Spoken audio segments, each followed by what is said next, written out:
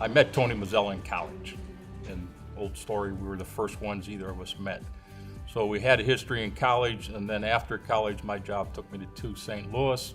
And then as Tony got more involved in the business and the sales and marketing and the corporate side of life, he asked me if I would move back from St. Louis and go to work for Mazzella Wire, Rope, and Sling Company at the time.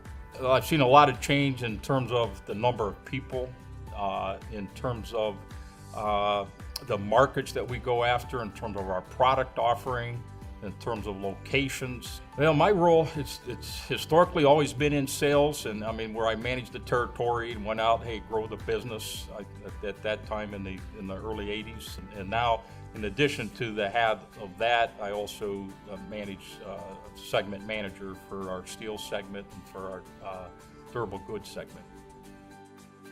The universe of brands and products, I mean, we involved in what we call traditional rigging and lifting products, which is wire rope crane cables, wire rope assemblies, chain slings, synthetic slings, below the hook lifting devices, custom engineered devices, overhead cranes, crane service, and basically anything that we sell, we provide training. We also provide repairs on those products.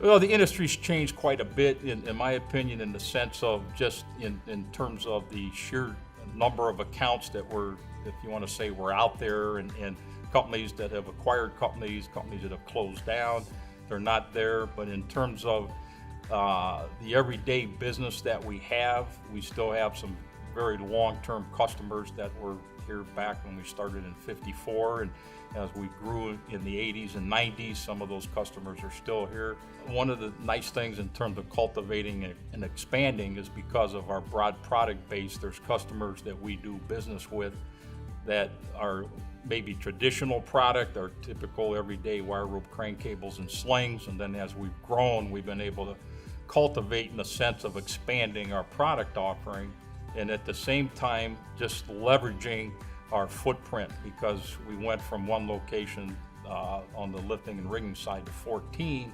So now geographically we're able to go out after companies that have multiple locations, especially within our footprint.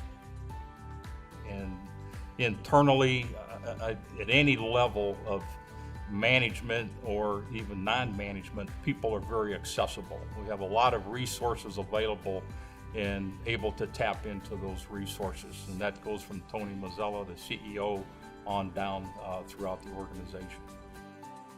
Yeah, as far as skills, attributes, somebody that's going to want to learn, to continuous learning, and even when you think maybe I've seen it all and you realize you really haven't, there's always something new out there.